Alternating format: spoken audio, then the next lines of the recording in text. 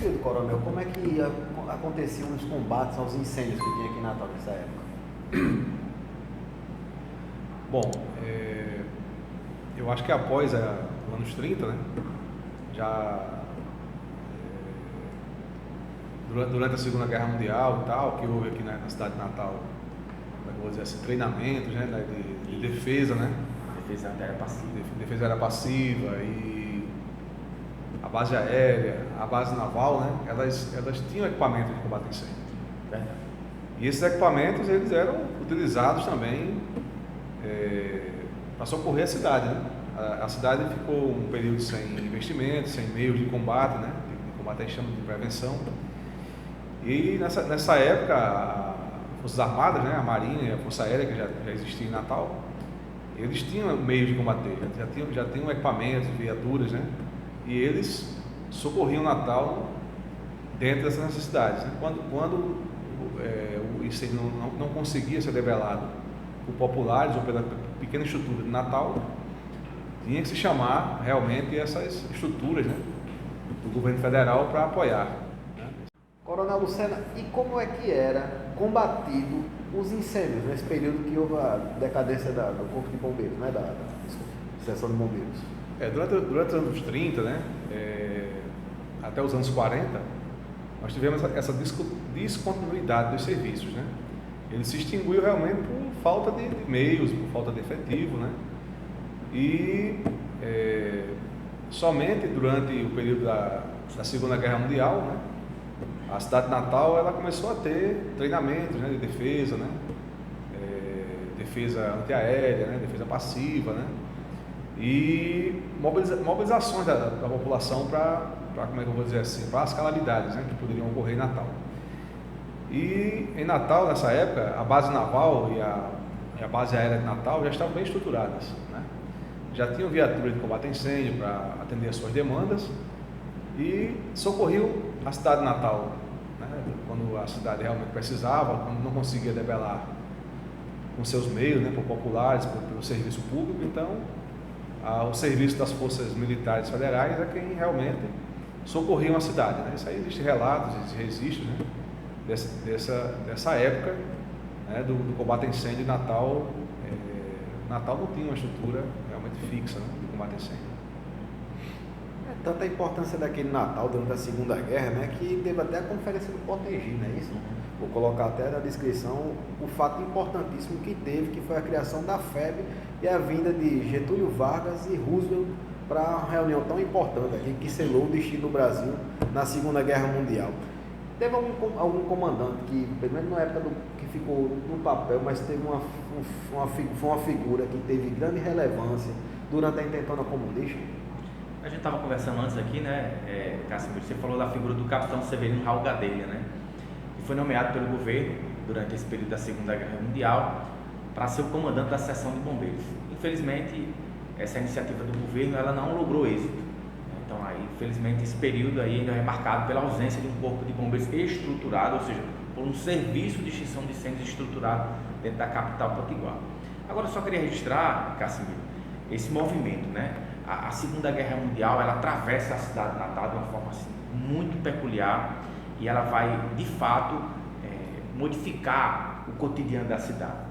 Como o coronel Lucena registrou, foi organizado durante a Segunda Guerra Mundial a primeira defesa civil do Estado, né? A defesa civil antiaérea e passiva, que teve como primeiro secretário o grandioso, o intelectual Câmara Caçula. Acho que poucas pessoas sabem disso. O Câmara Caçula esteve à frente enquanto secretário da defesa antiaérea e passiva e havia treinamentos, como o coronel disse, né? O apagamento das luzes, que a gente chama de lockdown, né? Para que a cidade ficasse às escuras para um eventual ataque, dificultar o ataque das aeronaves e até mesmo dos navios que pudessem se aproximar do nosso litoral. E também a defesa civil antiaérea passiva participava do treinamento de pequenas comunidades, de pequenas partes da comunidade, no sentido de combate a incêndio, primeiros socorros e prestar também uma segurança em algumas comunidades. A gente chamava de comunidade, mas é o que a gente tem como bairro hoje. Então esse período ele é importante para a cidade de Natal, porque é quando de fato a reativação do serviço de extinção de incêndios, como o coronel Luciano bem colocou, a partir das Forças Armadas, né? A seção de controle de avarias da base aérea, da base naval, que funcionava ali no Alecrim, e aí, na verdade, até hoje funciona, e eles têm um excelente equipamento de combate a incêndio, até hoje é ativo. Quando há necessidade, um grande incêndio na cidade, a gente sempre pede apoio à base naval. Da mesma forma, né, e dessa vez até mais efetiva, a base aérea de Parnamirim, e na época chamava-se base aérea de Natal. Então, assim, a guerra atravessa a cidade de Natal e ela traz consigo, né, esse serviço de extinção de incêndio que havia sido aos poucos desativado. Então, o que é que acontece? A guerra ela começa efetivamente em 1939, mas o Brasil não tem aquela participação ainda, né? Em 1941 já tem as primeiras tratativas, o governo autoriza a construção da base aérea de Parnamirim, e em 1942, rapidamente, o governo americano consegue construir a base aérea, uma mega base, a maior base construída fora do território americano até então. Constrói um oleoduto ligando a Ribeira até a Parnamirim, e a BR-101, obviamente não tem esse nome, mas essa pista que liga Parnamirim a Natal. E ao fim da guerra, em 1945, o governo americano, ele doa, pelo esforço de guerra ao povo potiguar, os 2 carros de combate a incêndio, carros americanos, obviamente, Ford, não vou me lembrar o modelo agora, mas eu registrei isso na Cidade em Chamas, e registrei também um segundo livro que eu escrevi, um livro paralelo à história do bombeiro, chama-se Guerreiros da Paz, a seção contra incêndio da base aérea de Parnamirim, 1942 a 1976. Nesse livro, Cassimiro, eu registro a participação dessa seção contra incêndio em várias ocorrências que a cidade de Natal foi vitimada. E acreditem, mesmo depois da instalação do Corpo de Bombeiros, né, em 1959, em que pese a lei seja de 1955, vai ter um lapso temporal, o que eu chamo no nosso segundo livro, Ressurgindo das Cinzas, de um hiato.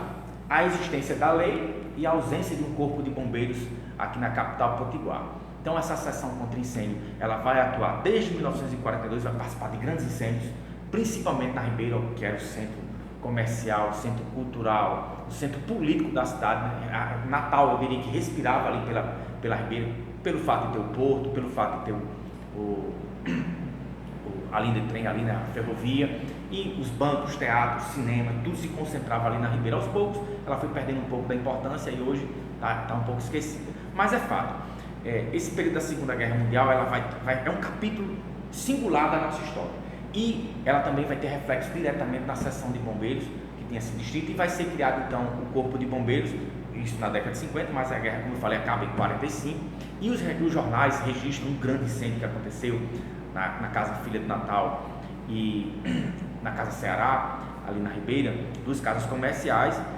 O incêndio temia-se que pudesse destruir todo um quarteirão da Ribeira, mas acionaram o Corpo de Bombeiros lá da base aérea de Parnamirim, e eles chegam com certo atraso, mas conseguem intervir no incêndio e apagam esse grandioso incêndio que aconteceu em 1946, mostrando a importância, né, da necessidade de uma seção de bombeiros, ou seja, de um corpo de bombeiros estruturado na capital potiguar.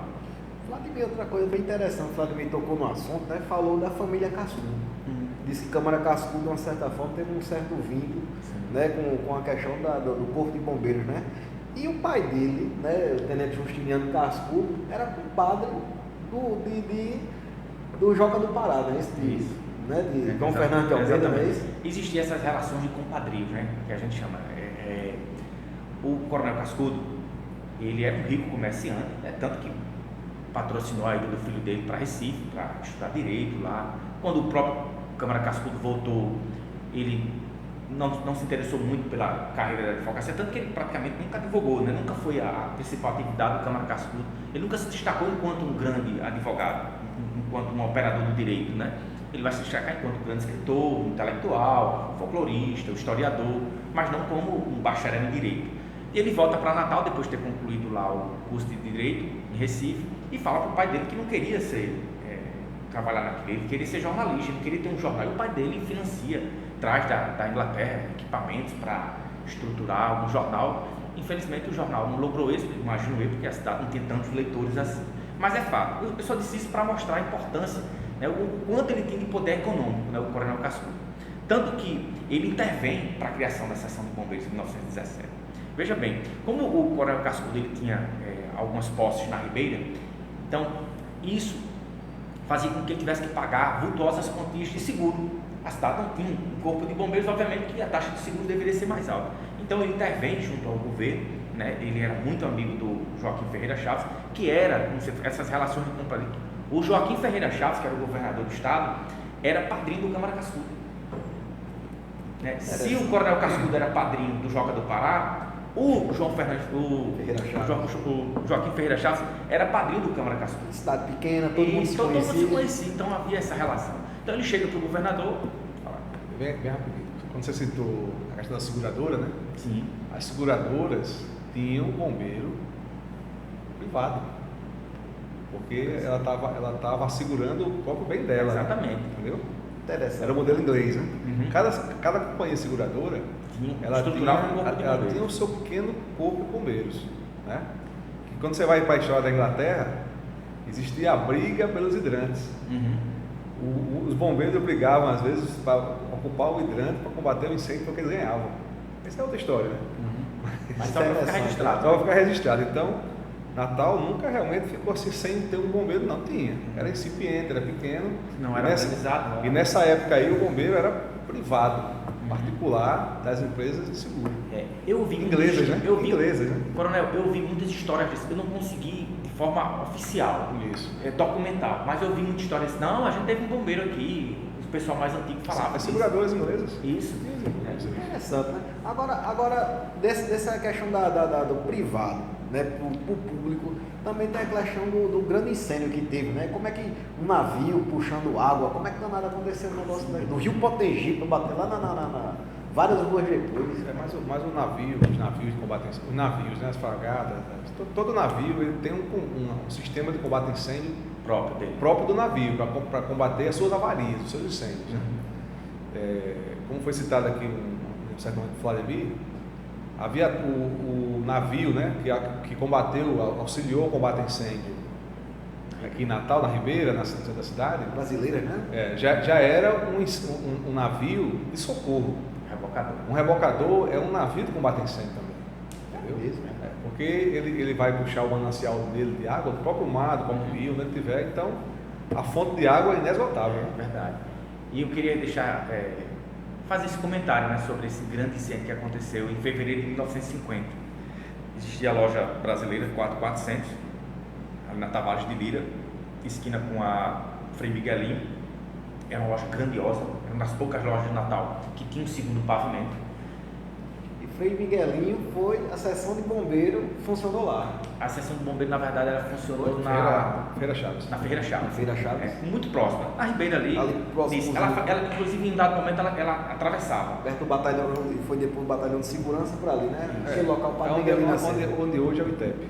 Sim, rapaz, é mesmo. Exatamente. Pensava que tinha sido na própria Frei Miguelinho com... Onde hoje é o ITEP. A Duque de Caxias não era como hoje, né? Ela era mais cortada, né? Não era tão reta como hoje. O antigo batalhão de segurança é aquele da esquina ali da CODER. Onde é uma associação de estivadores, alguma coisa. Aquele prédio ali foi... de arrumadores portuários. Aquele que foi o prédio da Polícia Militar, o batalhão de segurança foi ali. E o Padre Miguelinho nasceu lá, por ali naquela Tem fotos da época ali, não tinha aquelas árvores na frente. É o que eu disse, ela era mais cortada. Aí o prédio era aquele mesmo. Foi bom saber. Que eu pensei que funcionava ali também. Sabia não. Então, só registrar esse incêndio que aconteceu em fevereiro de 1950 nas lojas brasileiras, chamavam-se Lojas Brasileiras 4400. Era uma loja tal como hoje é Americanas, uma loja de departamentos que vende tudo, roupa, perfume, brinquedo. Então, conversando com o professor Carlos Gomes, e ele me dizia que adorava visitar essa loja, porque tem muitos brinquedos, então a gente enchia os olhos das crianças, né? Ela tinha uma escada rolante que permitiu acesso a esse segundo, era uma das poucas lojas de Natal que tinha isso, e tinha até ar-condicionado central, coisa raríssima na época, né? O incêndio lavrou à noite e Natal não tinha um corpo de bombeiros ainda, né? Como eu falei, quem prestava serviço era a seção contra incêndio da base aérea e a seção de controle de avarias da base naval. Rapidamente, quando se percebeu o incêndio, chamou-se o gerente da loja, que morava nas proximidades, ele chegou a abrir a loja e tentou combater o incêndio com os extintores lá presentes. Mas só que o incêndio lavrou na parte que era destinada aos cosméticos, uma perfumaria que é altamente inflamável, muito álcool, né? Então o fogo rapidamente tomou conta do segundo pavimento.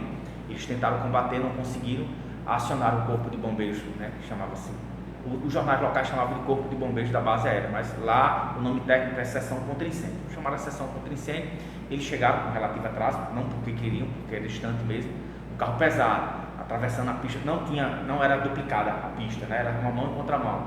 Então assim, eles demoraram a chegar, o fogo já estava completamente incontrolável. Temia-se, mais uma vez, que o quarteirão inteiro pudesse ser consumido pelo fogo. Então, o rebocador Tritão da Marinha estava ancorado lá no Cais da Tavares de Lida, como o coronel já registrou aqui, é um navio que tem uma estrutura muito grandiosa para combater incêndio. Colocaram as mangueiras dentro do rio Potengi e fizeram conexões de mangueiras até chegar lá nas lojas brasileiras 4400. A população ficou realmente muito apavorada com o incêndio, e os jornais locais registraram, né, os colunistas sociais registraram dias depois, isso também porque corria na boca de todo mundo lá entre a população, que foi tanta água jogada no rio, do rio Potengi nas lojas 4400, nas lojas brasileiras, que chegou a baixar 5 centímetros do rio Potengi, de tanta água. Mas são histórias que não entram no livro, mas são histórias que as pessoas contam desse grandioso incêndio, que foi o maior incêndio registrado até então na capital potiguar. O incêndio aconteceu nas lojas brasileiras ali na Ribeira. Então, criança, o professor Carlos Gomes sentiu muito, né? Demais. Ele me disse que no outro dia esteve presente lá no local, ou foi dias depois, e ainda tinha restos, os destroços do incêndio. A loja completa, só ficou as paredes. A parte superior da loja caiu.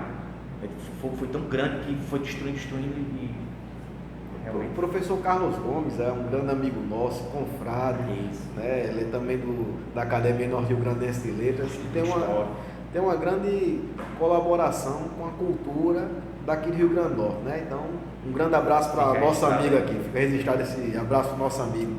E é uma parte interessante, né? E como foi a chegada do Major José Osias? Deixa eu voltar então um pouco no tempo, né? Volta aí. A gente está falando aqui da Segunda Guerra Mundial, a Seção Contra Incêndio atua nesse incêndio em 1946, atua nesse incêndio em 1950. Então, assim, os jornais que simplesmente noticiavam o incêndio começaram a cobrar um corpo de bombeiros na cidade. Existe um movimento aí interessante, curioso. Pessoal, os jornais que simplesmente noticiavam o incêndio, não, peraí, não dá mais para noticiar só. A gente tem que noticiar, mas ao mesmo tempo tem que cobrar. Então, sempre que tinha um incêndio Natal, mais uma vez, os jornais diziam o ocorrido, mas lá no final dizia assim, mais uma vez ficou provado a necessidade de instalação de um corpo de bombeiros de Natal.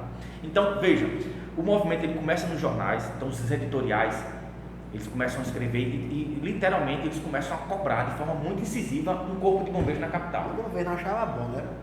Tem o pessoal da Marinha aqui, tem o pessoal lá da base aérea, uma parte...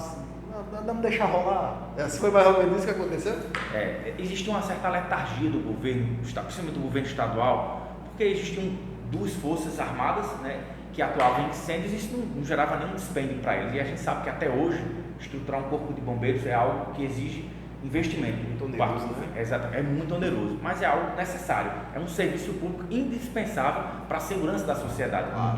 Então você vê esse movimento, começa nos jornais, isso acaba, de certa forma, repercutindo na Câmara Municipal de Natal. Então, o primeiro órgão do Legislativo que se mobiliza para a criação do Corpo de Bombeiros é o municipal, da capital. Então, existem vários debates dentro da Assembleia, dentro da Câmara Municipal de Natal, ao ponto de um prefeito, que agora não vou me recordar o nome, sugerir, por meio de um projeto de lei, a criação do Corpo de Bombeiros de Natal, o Corpo de Bombeiros Municipal. O projeto é rapidamente aprovado, por unanimidade dos vereadores, só que eles acabam encontrando um entrave jurídico.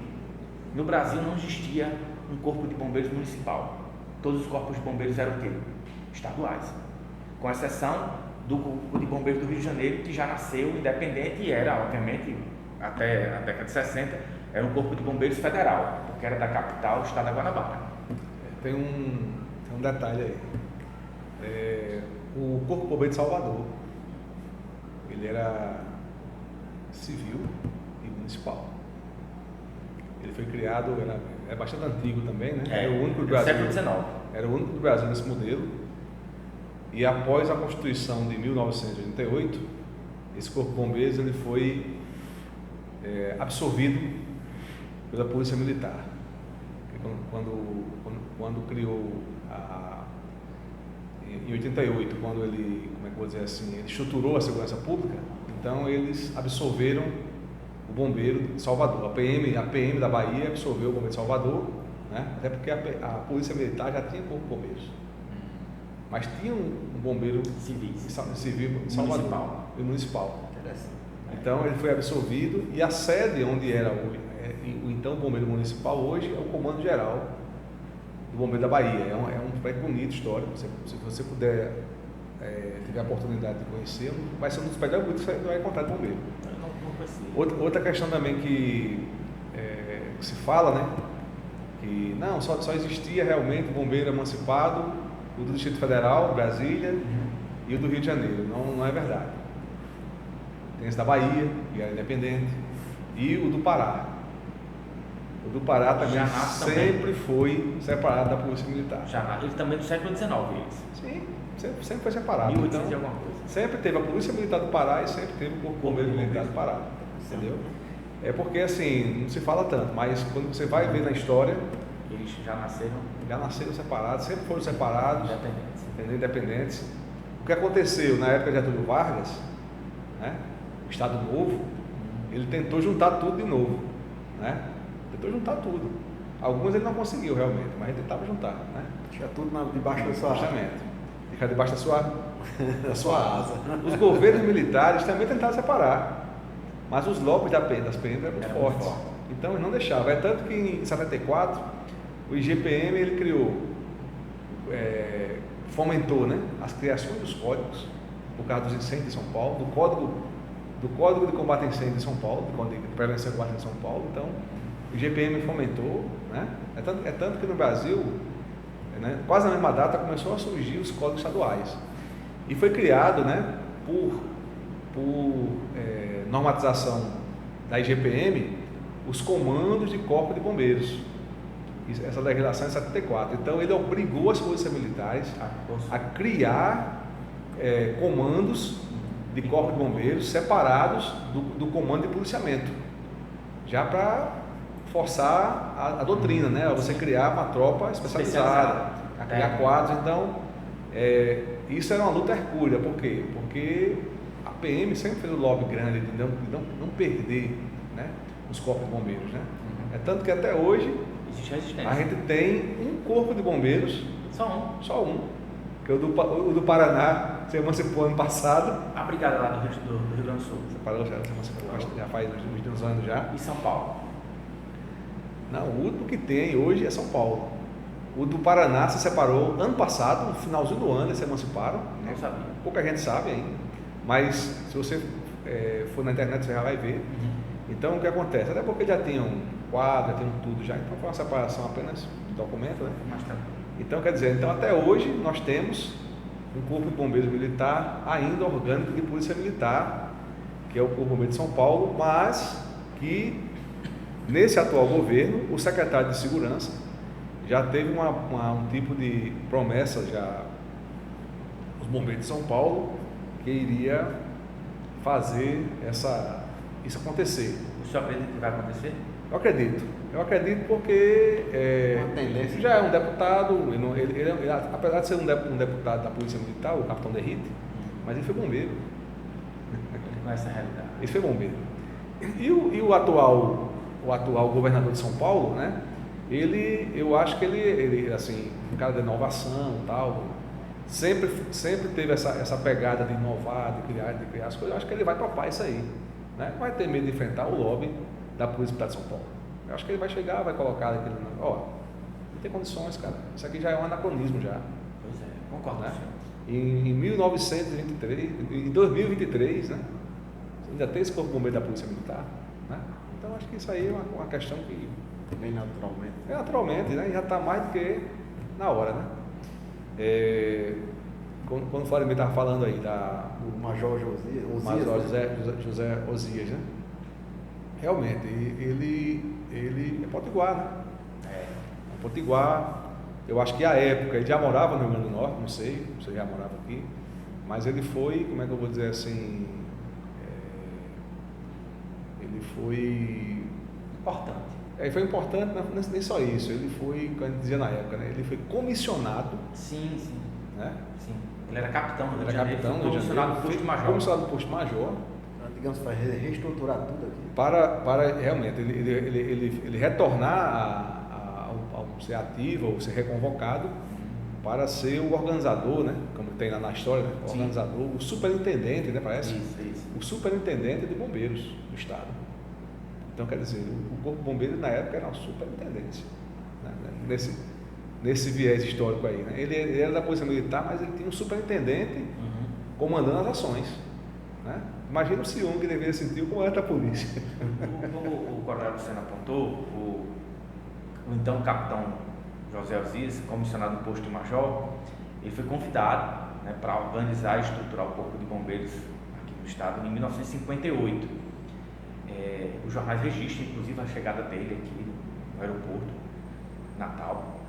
Ele foi esperado com muita ansiedade, né? Como eu já falei. Na década de 50 houve esse movimento por parte dos jornais, que acabou chegando na Câmara Municipal. O projeto foi aprovado, mas infelizmente enfrentou questões jurídicas para ser de fato implantado no Corpo de Bombeiros. O Clóvis Mota, que é pai do Ricardo Mota, né, e avô do Rafael Mota, ele é o pai do Corpo de Bombeiros moderno, eu diria. Ele apresenta um projeto de lei para a criação do Corpo de Bombeiros aqui em Natal em 1955. Em setembro de 1955, o projeto de lei é aprovado, sancionado pelo governador, só que existe, como eu já havia dito, um hiato, né, um lapso temporal entre a publicação da lei, em setembro de 1955, e a efetiva instalação do Corpo de Bombeiros. Em 56, um ano após a publicação da lei, é enviado o primeiro oficial do Corpo de Bombeiros, da Polícia Militar, então, para fazer um curso no Rio de Janeiro, um estágio de bombeiros, que é o Geraldo Laurentino da Silva, que vai ser o nosso primeiro comandante, né, em que pesa a figura muito importante do José Aziz, mas ele nunca comandou o Corpo de Bombeiros, ele nunca foi comandante do Corpo de Bombeiros, ele foi supervisor e coordenador, mas ele não chegou a ser comandante. Então, o Geraldo Laurentino da Silva vai fazer um curso de bombeiro, um estágio de bombeiros na então capital federal do Brasil, Rio de Janeiro. Quando ele volta, ele começa a treinar alguns policiais, né? Todo mundo era policial aqui, e que eu deixo isso bem registrado. A história do Corpo de Bombeiros é a história da Polícia Militar. Não tem como você dissociar uma coisa da outra. A gente só se emancipa em 2002. Então, toda a nossa história é a história da Polícia Militar. Nós éramos um pelotão especializado da Polícia Militar. Então, o 56, o Geraldo Laurentino vai fazer o curso. Nesse mesmo ano ele regressa do Rio de Janeiro com esse conhecimento técnico específico. Em 58 são adquiridas as primeiras viaturas, o Chevrolet Svick, o coronel Luciano alcançou ainda, ou não alcançou ainda, nunca chegou a ver o Chevrolet. Está entregando a idade? Eu pensei, não, pela idade, não era pela idade. Mas eu posso falar um detalhe aqui. Pode falar do Chevrolet. Essas viaturas, elas funcionaram, eu acho que até 85, 88, na cidade de Mossoró. Depois de sair, aí... Ninguém sabe o destino. Até se sabe. Eram duas viaturas. Dois Chevrolet. Eu acho que eram dois. Eram dois, certeza. Eu tenho um registro fotográfico. Quando eles chegaram aqui em Natal, em 1958. Foi uma verdadeira festa. Na verdade, eu acho que eles eram 58 ou 56? 58. 58? Modelo 58. Pois é, era um Chevrolet muito bonito. Era um carro, era um Chevrolet de 4 faróis. E a época eram modernos. Muito modernos, porque eles já tinham uma reduzida elétrica, a gasolina, né? 6 cilindros, a gasolina, tal. Ele tinha um porte hoje no F4000, era um meio caminhão, né? Como chamava, né?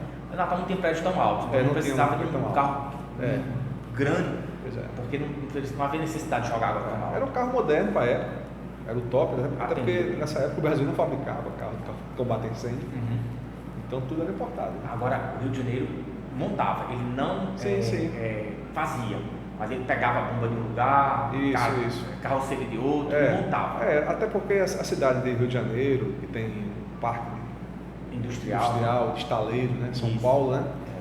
Eles chegaram a fabricar carros de bombeiro, né? Chegaram a fabricar. Inclusive, tem um comandante lá de São Paulo, o nome dele é bem difícil de falar, que ele fazia isso aí, ele montava as bombas, tem até uma bomba lá que eles chamam de Independência e outra de Volta ao Mundo, porque de todo lugar do mundo ele pegou peça para botar no caminhão, né? Foi no Rio de Janeiro, né? É no Rio de Janeiro, volta ao mundo. Tem esse carro lá. Para equipar o caminhão. Então, tem peças de toda parte do mundo. O brasileiro se reinventa, né? Se reinventa, o brasileiro tem essa capacidade. Aqui também a gente andou fazendo alguns estipulistas também, montando carros, Os ajustes. Até porque para aproveitar, né? Aproveitar os carros velhos e dar mais um tempo de vida útil deles aí. Então, só continuando aqui, a gente está ainda na década de 50, né? 56 o Geraldo vai fazer esse curso. 58 chegam os nossos primeiros carros de combate a incêndio, adquiridos a muito custo pelo governador Nardo Maris. Em 59 a efetiva instalação, treinamento do Corpo de Bombeiros, né? Da primeira turma. A gente tem um quadro, na verdade, vai ficar lá no nosso memorial com a primeira turma de bombeiros. 59. Quadro belíssimo, feito praticamente à mão.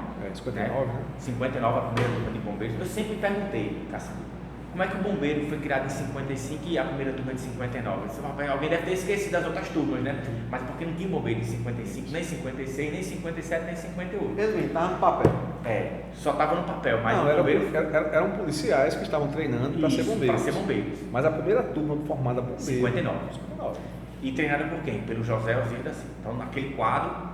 Isso. Depois eu posso mandar uma foto que você coloca lá para registrar. Agradeço. Então lá tem os nossos primeiros bombeiros, os primeiros subtenentes, sargentos, cabos, bastante soldados e os oficiais que estavam à frente, o Geraldo Laurentino da Silva, enquanto primeiro comandante, e o Major José Osias, como o Coronel Luciano falou, é caicoense, muito jovem, foi para o Rio de Janeiro, como muitos nordestinos foram lá tentar a vida, conseguiu lograr êxito, ingressou no Corpo de Bombeiros como praça, soldado, foi laureado sargento, ou seja, foi o primeiro colocado na turma de sargento deles, e continuou galgando as promoções, chegou ao posto de oficial, também laureado oficial. Então, assim, ele lá no Corpo de Bombeiros do Rio de Janeiro atuava principalmente na formação de outros bombeiros, então ele era alguém que conhecia a realidade técnica, operacional do Corpo de Bombeiros lá do Rio de Janeiro. Convidado pelo governador Nardo Maris, sabia que ele era potiguar e havia o interesse dele regressar ao estado do Rio Grande do Norte, então juntou o útil ao agradável, ele voltou para o Rio Grande do Norte e esteve à frente do nosso Corpo de Bombeiros por 2 anos.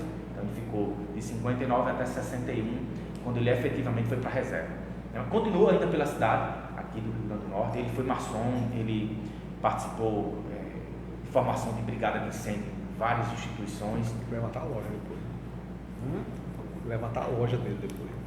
Ele foi maçom. Eu tenho... Ele tá vivo? Não, ele morreu. Ele morreu em 90, salvo engano, só não sei dizer se foi 92 ou foi 93, mas é fato. Em 94, instituiu-se a medalha José Osias. E eu me perguntei por muito tempo, Coronel, por que José Osias? A gente já teve muitos outros oficiais, o Valdomiro, o Joca do Pará. O Joca do Pará, mas assim, como o Joca do Pará foi comandante da seção de bombeiros... e a mentalidade ainda era aquela de 55, né? Não era aquele que tinha sido bombeiro, ele foi da seção de bombeiro, uma coisa embrionária, incipiente, que infelizmente não deixou muitos registros, porque Natal não tinha grandes incêndios, então ficou meio que esquecido ele, né? Então, assim, a gente tinha outros comandantes que poderiam ter sido homenageados com a medalha. Mas o que é que aconteceu? O Geraldo Laurentino estava vivo em 94. Não podia ser alguém vivo para ser o nome da medalha. Não poderia ser o coronel, o pai do coronel Christian. Sim. O coronel Cláudio, ele também estava vivo. Ele só morreu nos anos 2000, né? Então, assim, não poderia ser Valdomiro, não poderia ser Cláudio, não poderia ser Geraldo Laurentino, que estava vivo também. Então, teria que ser alguém que tivesse servido o Corpo de Bombeiros e estava morto. O José Osias tinha morrido há 1 ou 2 anos. Então instituíram a medalha do Major José Osias, porque o cara, e foi, aqui eu deixo registrado, historicamente, uma figura importante, né? Que pese ele tenha passado pouco tempo na instituição, mas ele deu uma contribuição efetiva para treinar os primeiros bombeiros. Então a gente começa a década de 60 e vai ter as primeiras ocorrências dos bombeiros, né? Eu queria registrar só uma ocorrência gigantesca que aconteceu lá em Ceramirim, salvo engano, 61. Agora, são muitas datas na minha cabeça. Mas enfim, ou 61 ou 64, me perdoe aqui a data, depois a gente faz a correção lá na legenda, né? Quem esteve à frente dessa ocorrência foi o Valdomiro, então capitão Valdomiro, né? Ele foi fazer curso de bombeiro também no Rio de Janeiro, bem depois do Geraldo Laurentino, já nos anos 60, e quando ele volta, vai participar dessa ocorrência. Era uma usina de açúcar, era o nome do santo agora, mas enfim, uma usina de açúcar que ficava lá em Ceramirim. Grande incêndio, um galpão com não sei quantas toneladas de açúcar. Começou a pegar fogo lá. Um fogo grandioso, grande, imagina uma coisa grande pegando fogo. E simplesmente os bombeiros não conseguiam, com o equipamento que tinha, ou seja, com o Chevrolet Vink, combater o incêndio pela porta que estava aberta lá. E o galpão, ele se estendia por vários metros. Então, qual foi a ideia do capitão Valdomiro? Colocar dinamite em uma das paredes laterais do galpão para ter acesso ao açúcar que tinha sido armazenado lá e combater o incêndio por outra frente. Ele pediu autorização ao dono da usina, disse: olha, eu confio no seu serviço, eu confio no corpo de bombeiros. E ele usou dinamite para implodir uma parede. As paredes largas, né? Sabe? Não, a parede larga, não pensa essas paredes, parede larga. E temisse que, obviamente, com a explosão pudesse quebrar o quê? A estrutura toda do prédio, né? Mas ele deu sorte e ele registra isso. Eu coloco isso no nosso Ressurgindo das Cinzas, do segundo livro. Tem tudo corajosa. Ele disse que, cara, ele ficou com muito medo. Ele estava colocando a carreira dele. Mas quem fez a explosão? Foi o Corpo de Bombeiros ou pediu apoio do batalhão de engenharia? Não, ele disse que foi ele mesmo. Ele mesmo? Ele pediu dinamite, conseguiram a dinamite, colocaram lá, implodiu, tiveram acesso, como tinha muitos funcionários dentro da usina, eles conseguiram salvar vários e vários sacos de açúcar. Sim, retirado do material. Isso, porque chega um dado momento no incêndio que você tem que ser inteligente, não adianta querer combater o fogo. Você vamos salvar o que puder. Tem que diminuir o que vai queimar. O dano. Né? Então, se eles tentaram, mas não conseguiram combater o incêndio pela parte da frente. Então, vamos quebrar na traseira, a gente salva o que puder e a gente vai combater por aqui. Se você não conseguiu combater com resfriamento, aí você vai fazer retirada de material. Até não ter mais o que queimar. Pronto. Interessante. Técnicas de bombeiro. Técnica de bombeiro. O Coronel Valdomiro é o pai do Coronel Trigueiro, né? Não. O pai do Coronel Trigueiro é o Coronel Valdenor. O Coronel Valdomiro, ele é um dos grandes oficiais da Polícia Militar do Rio Grande do Norte, né? E do Corpo de Bombeiros. E do Corpo de Bombeiros ao mesmo tempo. Conheci muito ele.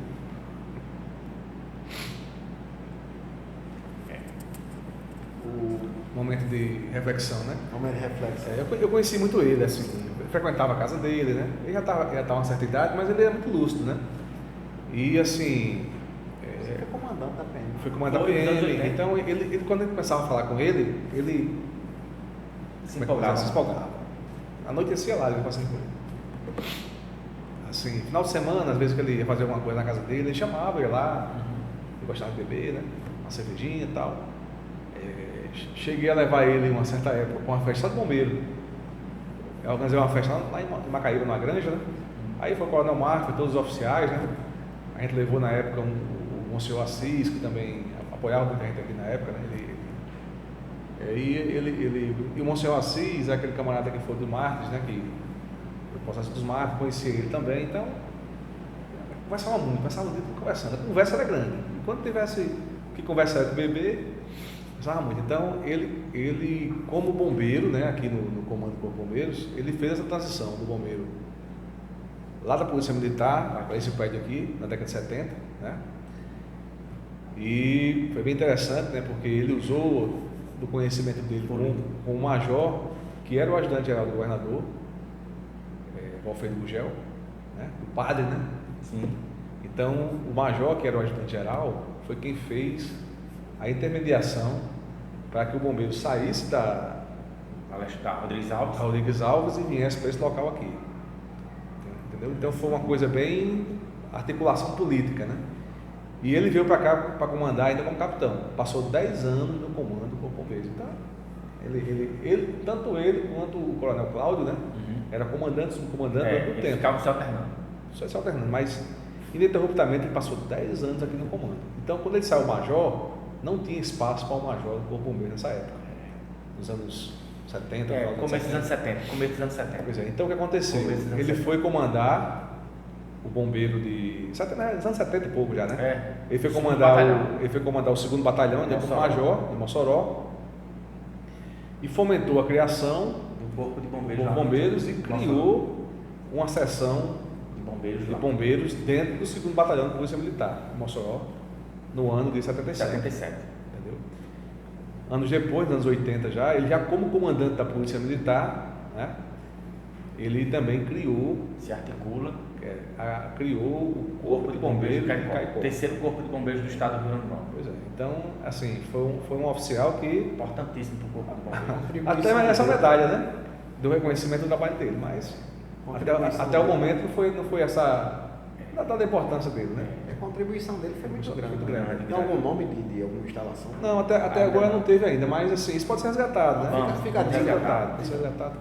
Cassimiro, nesse segundo livro, O Ressurgir das Cinzas, eu conto muitas histórias do Coronel Valdomiro. Eu falo Isso. coronel porque foi o posto que ele chegou ao final. Chamei. Mas ele foi tenente, foi capitão dentro do Corpo de Bombeiros. E como o Coronel Luciano falou, chegou um dado momento na carreira dele que, pese a relação dele com o Corpo de Bombeiros fosse tão grande, né, dele trazer a própria família para estar dentro da instituição. A esposa dele gostava muito de frequentar o quartel do Corpo de Bombeiros. Ainda é vivo ainda. Ainda é vivo? Ainda é viva. Pronto. Então, o que é que acontece? Ele participa dessa ocorrência lá em 1964 e ele esteve à frente do Corpo de Bombeiros no maior incêndio registrado em toda a história do Corpo de Bombeiros, que é o incêndio do mercado público da Cidade Alta. O incêndio se lavra também à noite, né? Existem muitas teorias da conspiração, porque havia o interesse da prefeitura de vender o terreno que hoje abriga o Banco do Brasil, né? Então, já tinha tido um incêndio em 1961 nesse meio do mercado, mas foi na parte externa do mercado. Assim, era um shopping da cidade à época, né? Natal não tinha um shopping ainda, obviamente, mas se vendia de tudo dentro desse mercado. Você comprava víveres, roupa, brinquedo, tinha mercado de troca, tinha restaurante, tinha bar. O Nordestão tinha 3 lojinhas lá, não o Nordestão, os proprietários do Nordestão, que posteriormente veio a sofrer um outro segundo incêndio, né? Os proprietários do Nordestão perderam tudo, né? Nesse incêndio que aconteceu em janeiro de 1967.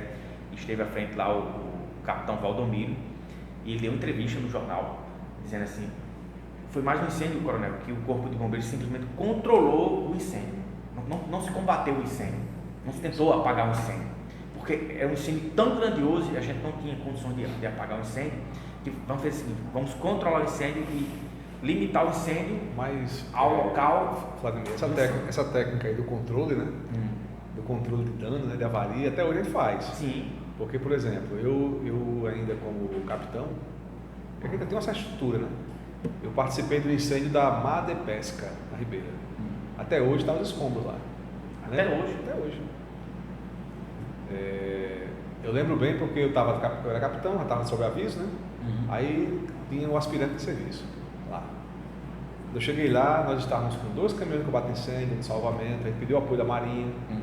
A Ribeira não tem água, não tem o hidrante suficiente Para dar vazão. da vazão. Aí esteve lá o subcomandante do bombeiro, esteve lá, o coronel Gervásio, esteve lá o comandante do primeiro batalhão, que na época era o tenente-coronel Cipriano. Estiveram lá para dar aquele apoio, né? Mas o que é que se pôde fazer? Controle.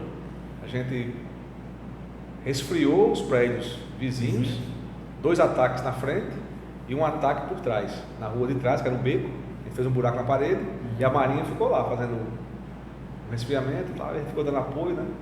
Então só fez controle. E amanheceu o dia, justamente, amanheceu o dia, a gente apagando o que já estava todo tempo quebrado já. Não tinha mais o que fazer. Apenas ele não danificou os prédios vizinhos. Só teve ele mas quebrou tudo. Foi um grande prejuízo ali. Então imagine, coronel, em 1967 a gente tem 2 carros de combate a incêndio, o Chevrolet Vinca, e a gente não tinha em casa uma escada Magiros, uma escada para combater o incêndio da parte de cima. Um ataque aéreo. Então o bombeiro chegou lá e o capitão Valdomiro disse: olha, infelizmente a cidade não tinha um sistema de hidrante ainda, em 1967 não tinha ainda, e não tinha uma escada Magiros. Ele denuncia isso.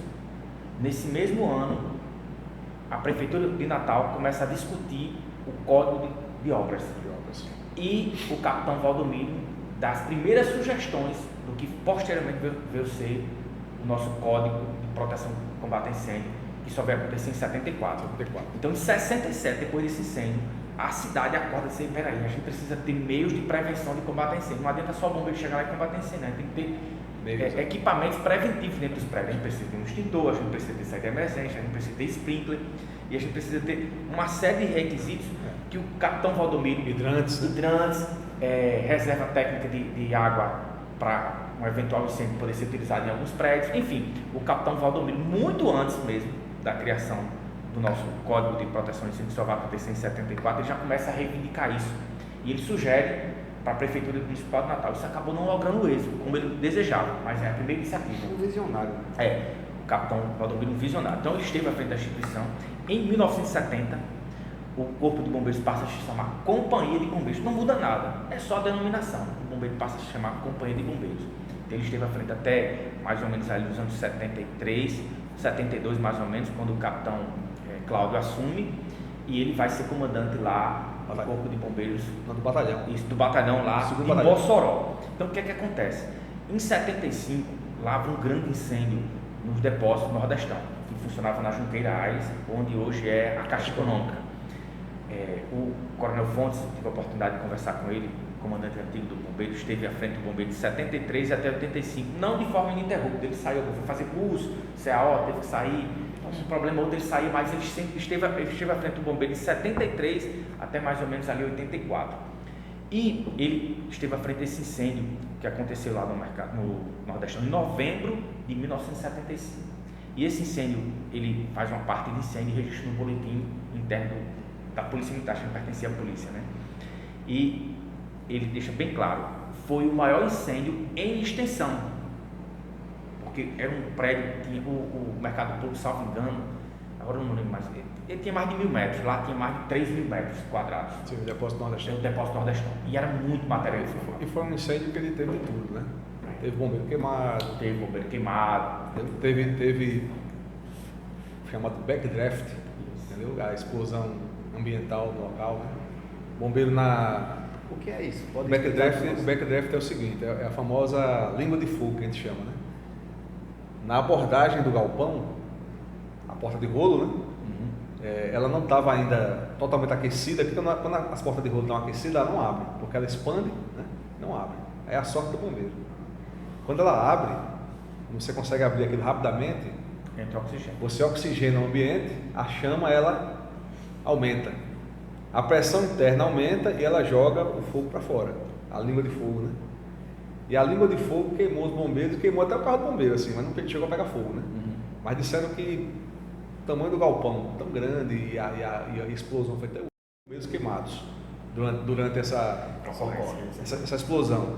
Mas a explosão foi causada pelo próprio bombeiro. Foi, porque imagina que naquela época o bombeiro não tinha tanto conhecimento para uma abordagem dessa.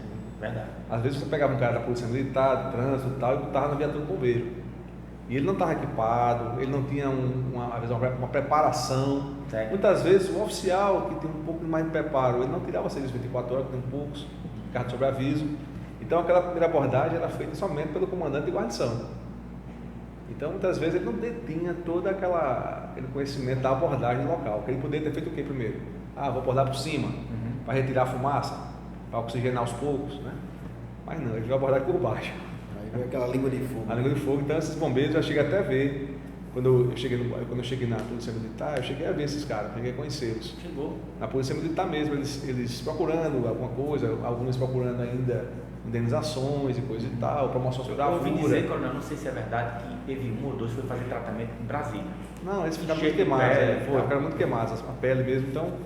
Foram reformados. Foram reformados, porque ficaram muito queimados. Então, mas eles ficaram até os anos 90 procurando ainda indenizações, promoções de bravura, aquele tipo de coisa, né?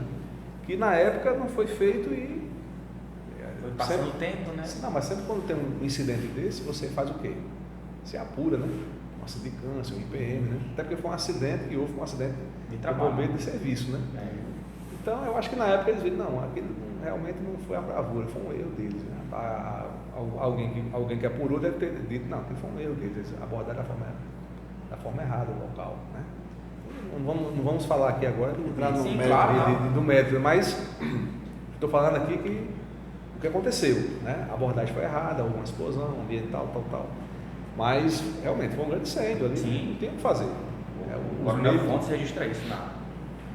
Você falou do Coronel Fontes, então é pela cronologia, né? Você teve aí o Major Osias, teve o General Laurentino, teve o Coronel Valdomiro, o Coronel Cláudio, o Coronel Fontes, o Coronel Câmara, que foi um dos últimos, assim, que ter passado muito tempo aqui no Bombeiro e se especializaram, né?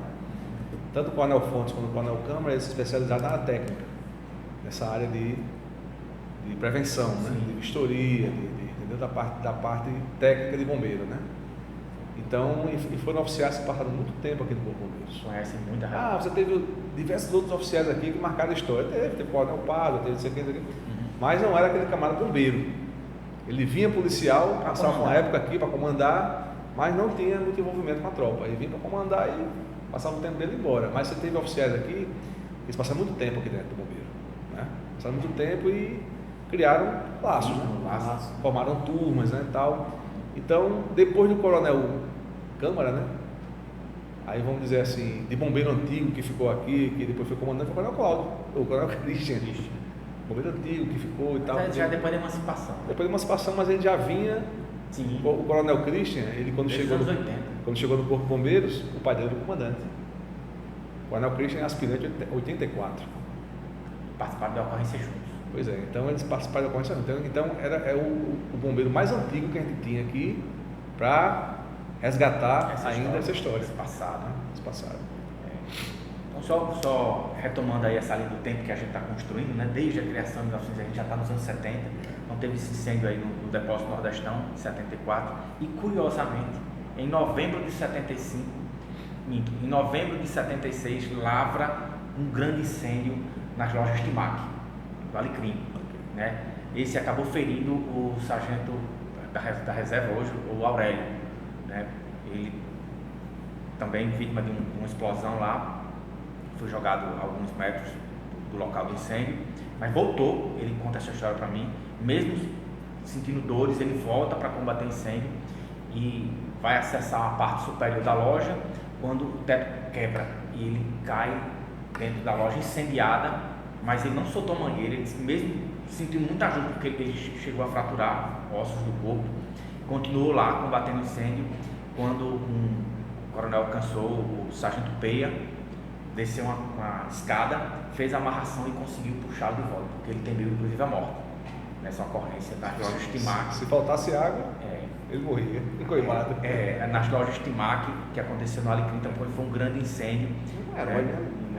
Então em 76 a gente tem uma legislação, a primeira legislação, acredito que assim, a gente é criado, eu vou fazer essa expressão criada em 55, porque eu enquanto historiador do Corpo de Bombeiros, penso em algumas fases. A primeira fase é a fase de seção de bombeiros, que é uma coisa embrionária, uma coisa incipiente, então ela é extinta nos anos 30, e quando a gente é recriado, reestruturado, já nasce como Corpo de Bombeiros, não mais com 20 homens, não mais anexo à Esquadrão de Cavalaria, mas agora como um pelotão especializado da Polícia Militar com 100 homens, ou seja, 5 vezes mais do que a seção de bombeiros. Então a gente renasce, ressurge das cinzas, por isso o nome do livro Ressurgindo das Cinzas, porque o embrião, a semente já tinha sido plantada lá atrás, em 1917, com a seção de bombeiros. Então ele renasce, ele ressurge das cinzas em 55, instalado oficialmente em 59. Então vai ter todo esse movimento dos anos 60, os grandes incêndios lá na usina do Ceramirim, o incêndio do Mercado Clube em 67, o incêndio do Salmar,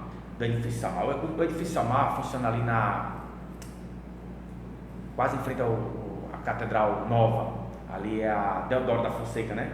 Pronto. O primeiro edifício residencial do Rio Grande do Norte é o edifício Salmar, quase de frente ali da escola marista, né?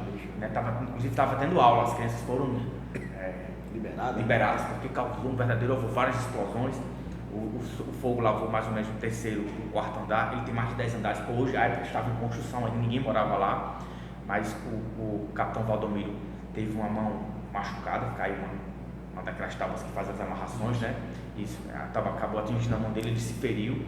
E mais uma vez ele disse: olha, o Corpo de Bombeiros não tem uma escada Magirus. A gente sentiu muita dificuldade de poder acessar o fogo em andares mais altos. Então o bombeiro participa desse incêndio que aconteceu em 1966.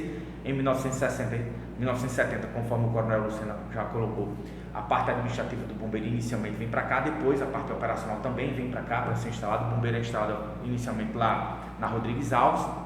Então os bombeiros começam a trabalhar aqui na década de 70, e é também na década de 70, coronel, que a gente começa a ativar outros serviços. Primeiro, o serviço de salvamento aquático, de forma muito precária, de forma ainda com uma parceria com a Prefeitura Municipal, que constrói aquele nosso primeiro posto de salvamento ali na Praia do Meio, né? E inicialmente o serviço não é prestado por bombeiros, são civis contratados pela Prefeitura que vão prestar esse serviço de salvamento aquático. Os bombeiros então recebem um treinamento específico e começam a atuar lá nesse serviço Aumenta 4 na década de 70, quando também, após os 2 grandes incêndios que aconteceram lá em São Paulo, primeiro o Andraus, né, no edifício Andraus, em 72, e em 74 lá foi o grande incêndio lá no Joelma. Então esse grande incêndio do Joelma, ele é um divisor de águas. Inclusive o Coronel falou até da participação do IGPM para a criação do corpo. Tudo está interligado, a história não está desconectada das coisas. Então o grande incêndio da vida, a necessidade do bombeiro, além de atuar em combate a incêndio, também fazer a questão da prevenção em prédios.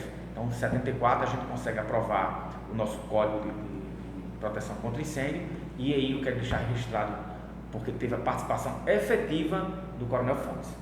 O Coronel Fontes, ele era capitão à época, tinha chegado há pouco tempo na instituição, tinha chegado em 73, e ele, se me permitirem, eu conto aqui a história, eu acho que o Coronel conhece, mas para as pessoas que assistem o seu canal conhecerem como é que se dá essa institucionalização da prevenção de combate a incêndios aqui no Rio Grande do Norte. Ele me relatou isso, eu registrei isso no Ressurgindo das Cinzas, mas eu vou compartilhar com vocês aqui, dar um spoiler do livro, né? Eu conto isso com pormenores, com muitos detalhes, inclusive com documentos, né?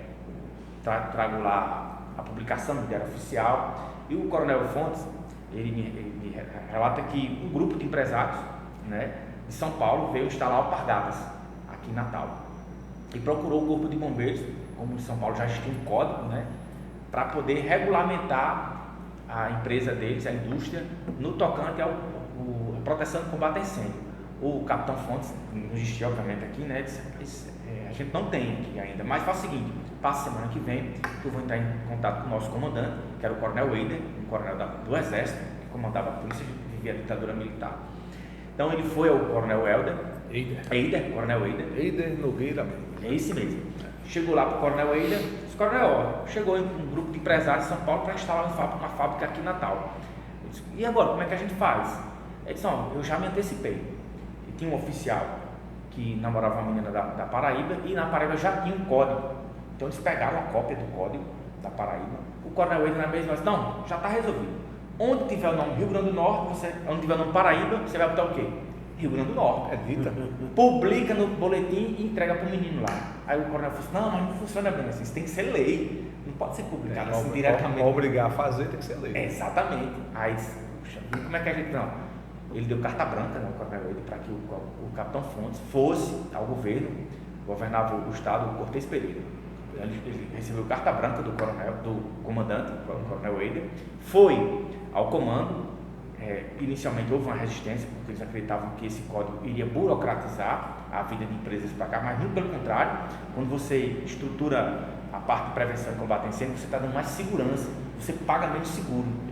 Né? Então, assim, não, dessa forma, o governo mandou um projeto de lei, eu tenho uma cópia do processo legislativo, eu anexei isso no nosso livro.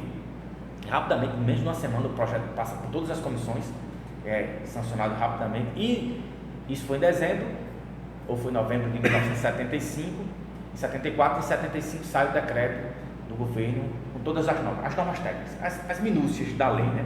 Primeiro cria-se o serviço técnico de engenharia, o CERTEM, para depois sair o código com todas as minúcias. Então eu relato isso no livro com os pormenores.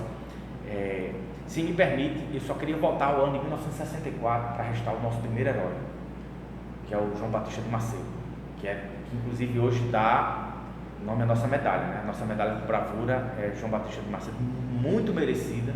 A gente sugeriu o nome do João Batista para compor o nome dos heróis da pátria, por ocasião agora dos 200 anos da independência do Brasil, né?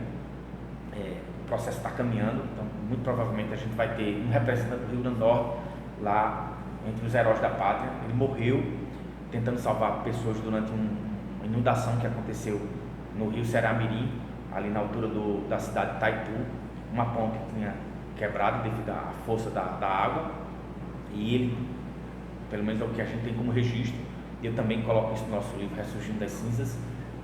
Existem 2 relatos da morte dele, um que ele foi tragado pelo rio ao tentar fazer o salvamento nessa ponte, e outra que ele foi soterrado, ele estava tentando se movimentar pela ponte, a ponte caiu por sobre ele. Mas uma coisa é fato, o corpo dele nunca foi encontrado, a família nunca conseguiu fazer